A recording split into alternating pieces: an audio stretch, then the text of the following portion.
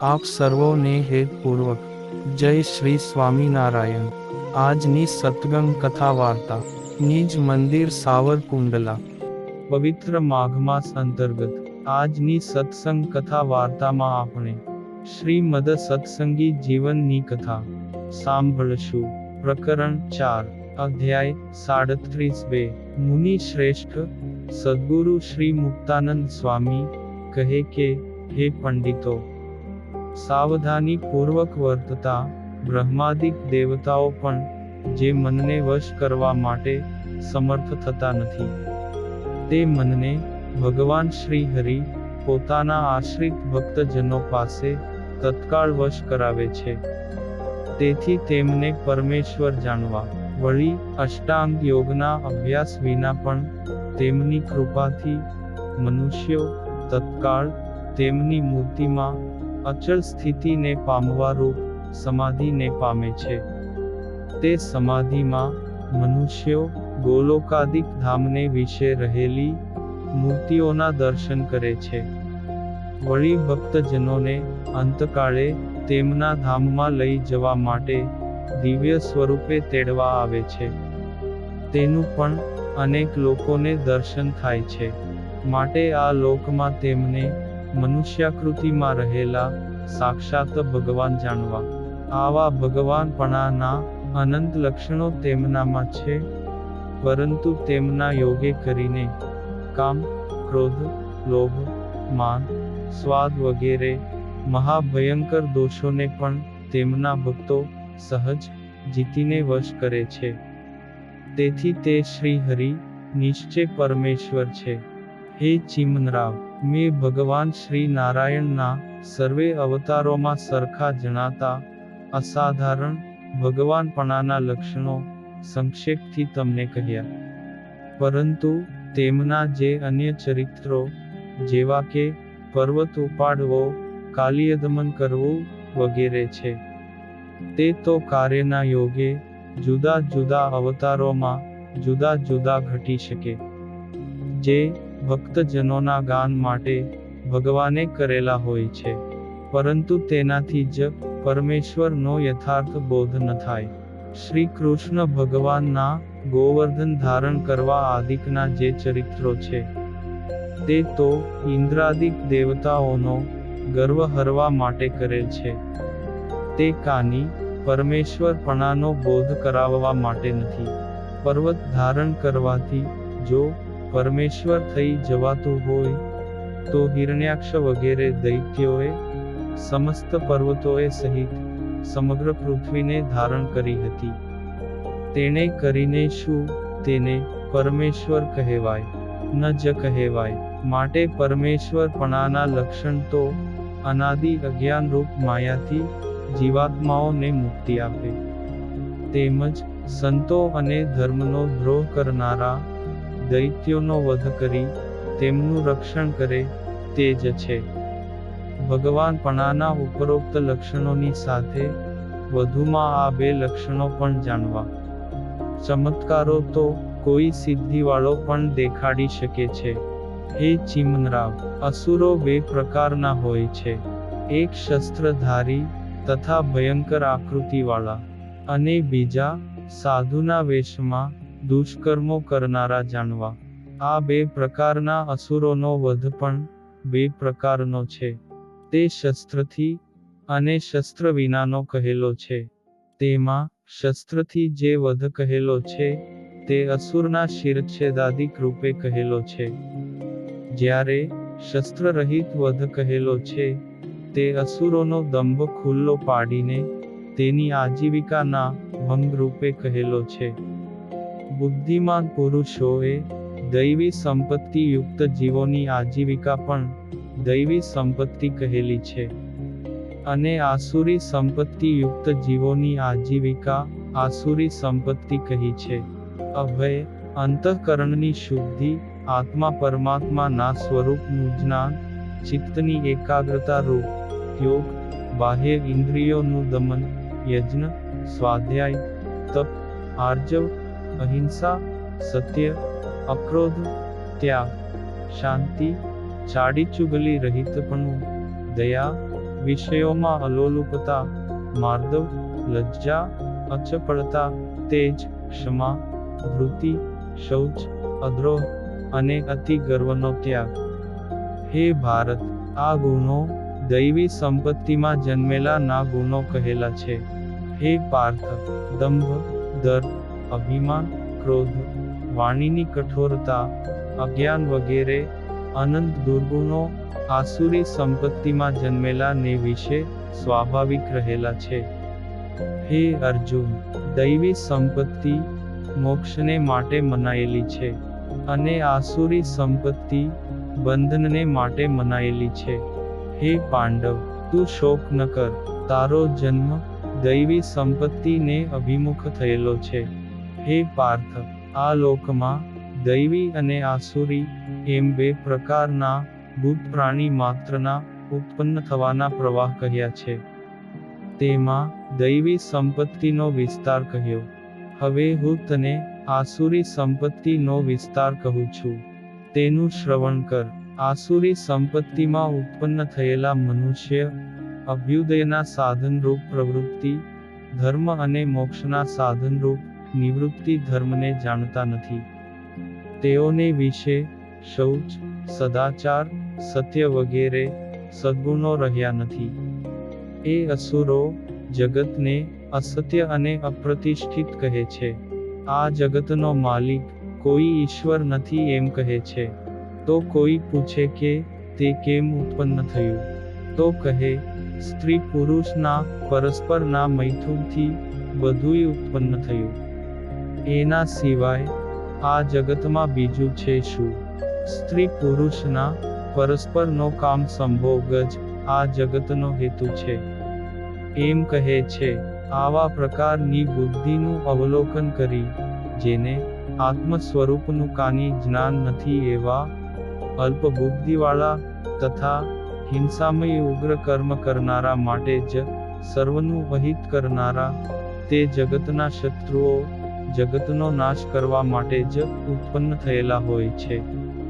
કલ્પ પર્યંત વિષય ભોગ ભોગવ્યા છતાં જે ખાડો પૂરી શકાય તેમ નથી, તેવી દુષ્ટ કામની ઈચ્છાનો આશ્રય કરી મોહના કારણે અસદમંત્રોથી કલ્પિત ગ્રહોની સાધના કરી દંભ, માન અને મદથી યુક્ત થઈ શાસ્ત્રે નિષિદ્ધ કરેલા વ્રતોનું અનુષ્ઠાન કરતા અને રાજસ, તામસ તથા કાલ્પનિક દેવી દેવતાઓની આરાધનામાં પ્રવૃત્ત રહેતા હોય છે. વળી તે આસુરી સંપત્તિ વાળા જનો મરણ પર્યંત જીવે ત્યાં સુધી પોતાના યોગ અને ક્ષેમની ચિંતા કરવા કરતા પોતાની કામ વાસનાને સંતોષવી એ જ પરમ પુરુષાર્થ છે. એમ નક્કી કરીને હજારો આશાઓથી બંધાય આમ તેમ ભટકતા કામ, ક્રોધ પરાયણ જીવન જીવી કામ ભોગની સિદ્ધિ માટે ચોરી આદિકનું કર્મ કરી અન્યાયથી પારકું ધન ભેળું કરવા મથે છે. તે આસુરી સંપત્તિ વાળા મનુષ્યો જે ઘાટ ઘડે છે. તે કહું છું, આ ક્ષેત્ર પુત્રાદિક સર્વે મેં મારા સામર્થ્યથી જ મેળવ્યું. હવે આ જે મારો મનોરથ છે તે પણ મારા સામર્થ્યથી જ હું ચોક્કસ પૂર્ણ કરીશ. આ ધન જે મારી પાસે છે તે મારી શક્તિથી ભવિષ્યમાં મારું કરી લઈશ. મેં હમણાં જ મારી શક્તિથી આ શત્રુઓને મારી નાખ્યા, અને શૂરવીર એવો હું હમણાં જ બીજા શત્રુઓને મારી નાખીશ. આ મંદ બુદ્ધિ વાળા બધાય ઈશ્વરની કલ્પના કરી જીવે છે. અરે ઈશ્વર કોણ? હું જ ઈશ્વર છું. હું જ ભોગી છું. હું જ સિદ્ધ છું. હું જ બળવાન છું. હું જ સ્વતઃ સુખી સંપન્ન છું. હું મારા પુરુષાર્થથી ધનવાન થયો છું. હું ઉત્તમ કુળમાં જન્મ્યો છું. આ લોકમાં મારી સમાન બીજો કોણ છે? કોઈ નથી. આવો આ જગતમાં ભદ્રકાળી કે કાળ ભૈરવનું હું જ પૂજન કરીશ. હું દાન આપીશ. વિષય ભોગથી હું જ આનંદ મેળવીશ. આ પ્રમાણેની વિવિધ પ્રકારની બડાઈઓ મારતા તે આસુરી સંપત્તિ વાળા મનુષ્યો અજ્ઞાને કરીને મોહ પામેલા અદ્રષ્ટ ઈશ્વરની સહાયતા વિના કેવળ પોતાનાથી જ જાણે બધું સિદ્ધ થાય છે એમ માનીને ભ્રમણામાં રાચે છે, અને તેથી જ આવા અનેક પ્રકારના સંકલ્પોના વેગથી વિક્ષિપ્ત મનવાળા થઈ ગયેલા, તેમજ ઉપરોક્ત કહેલા અનેક પ્રકારના મોહમાં જેમ માછલી લાલચથી જાળમાં ફસાય તેમ ફસાયેલા તથા કામભોગમાં જ આસક્ત તે આસુરી સંપત્તિવાળા મનુષ્યો મરીને નરકમાં પડે છે. હે અર્જુન, આવા અસુરી જનો કોઈ સજ્જન મનુષ્યોએ નહીં પૂજેલા, પરંતુ પોતે પોતાને જ પૂજ્ય માની અહંકારે યુક્ત અટંટ થઈને ફરે છે. તેમજ ધનના મદ અને માનથી યુક્ત થઈ નામ માત્રના યજ્ઞો કરીને અથવા પોતાના નામની આહુતિઓ આપીને કરેલા યજ્ઞોથી દંભ વડે વિધિ રહિતના યજ્ઞો કરે છે. પોતાના તામસી સ્વભાવથી કાલી ભૈરવાદિકની યજ્ઞો દ્વારા આરાધના કરે છે. આવા અસુરો કોઈની પણ અપેક્ષા વિના પૂજ્ય બધું કરવા માટે સમર્થ એવો અહંકાર ધરાવે છે. પૂજ્ય બળવાન એવું અભિમાન રાખે છે. મારી સમાન આ દુનિયામાં કોઈ નથી એવો ગર્વ કરે છે. વળી મને ઈચ્છા થાય ને શું ન મળે એવી કામના ધરાવે છે. મારું અનિષ્ટ કરનારાને હું મારી નાખીશ આવો ક્રોધ રાખે છે. આવી રીતે પોતે ઈચ્છેલા સાધનોથી જ બધું થાય છે તેવું માનનારા આસુરી જનો પોતાના કે પારકા સર્વે દેહધારીઓમાં અંતર્યામી રૂપે રહેલા મને અંતર્યામી બીજો કોણ છે એમ યુક્તિપૂર્વકની દલીલો કરીને તેમાં દોષ દેખાડી મારી સાથે દ્વેષ કરે છે. હે ચિમનરાવ, આ પ્રમાણે શ્રી કૃષ્ણ ભગવાને અર્જુન પ્રત્યે દૈવી અને આસુરી સંપત્તિનો વિભાગ કરીને તથા તેમના ફળનું નિરૂપણ કરીને વિસ્તારપૂર્વક કહેલું છે. આવા અસુરો પૃથ્વી પર જ્યારે શસ્ત્રો ધારણ કરીને દુષ્ટ કર્મો કરતા હોય ત્યારે ભગવાન પણ મનુષ્યાદિકમાં પ્રગટ થઈને હાથમાં શસ્ત્ર ધારણ કરીને તે દૈત્યોનો વધ કરે છે. અને જ્યારે તે દૈત્યો સાધુનો વેશ ધારણ કરી પરસ્ત્રી ગમન આદિ ક્રિયા કરતા હોય અથવા ધર્મના રૂપમાં કરાવતા હોય ત્યારે ભગવાન મનુષ્ય રૂપે પ્રગટ થઈ શસ્ત્ર ધારણ કર્યા વિના પણ કામ, ક્રોધ વગેરે તેની આજીવિકા છીનવી લઈને તેમનો વિનાશ કરે છે. આવી રીતે ભગવાન શ્રી હરિની શક્તિથી તેમની આસુરી સંપત્તિનો વિનાશ થવાથી આસુર ભાવ પણ નાશ પામે છે અને તેમના હૃદયમાં દૈવી સંપત્તિના અંકુર ફૂટે છે. ત્યારે જીવ બદલાઈ જાય છે અને જ્યારે દૈવી સંપત્તિ પ્રગટ થાય છે ત્યારે આ મનુષ્યો સાવ બદલાઈ ગયા છે, પરંતુ આ આસુરી સંપત્તિ વાળા નથી. આ પ્રમાણે સર્વે મનુષ્યો આશ્ચર્યપૂર્વક તેમના પ્રત્યે કહે છે. આ રીતે સકલ ઐશ્વર્ય સંપન્ન ભગવાન શ્રી હરિ કોઈ પણ ઉપાય કરીને આ પૃથ્વી ઉપર ભાગવત ધર્મનું પ્રવર્તન કરે છે અને પોતાના શરણે આવેલા જીવોને અજ્ઞાન નાપાશ થકી તત્કાળ મુક્ત કરે છે. મહાપાપી જીવોનું પણ તે પ્રગટ ભગવાન શ્રી હરિના આશ્રયથી તત્કાળ કલ્યાણ થાય છે. માટે હે ચિમનરાવ, મનુષ્યોએ ભક્તિભાવપૂર્વક તે પ્રગટ પ્રમાણ ભગવાનનો આશરો કરવો જોઈએ.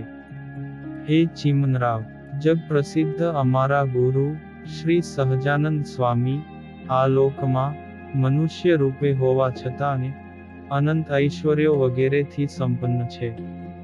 તેથી તેમને હું ભગવાન કહું છું, પરંતુ માત્ર ગુરુ એ જ બ્રહ્મા ઇત્યાદિ વચનોના આધારે ગુરુ નથી માનતો, પણ એ સાચે જ પ્રગટ પરમેશ્વર શ્રી હરિ રૂપે ગુરુ છે.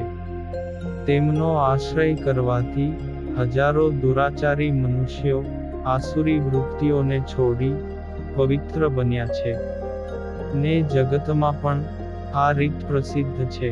આ લોકમાં હજારો મનુષ્યો ભગવાન શ્રી હરિના શરણે થઈ અષ્ટાંગ યોગના અભ્યાસ વિના પણ સમાધિમાં જાય છે.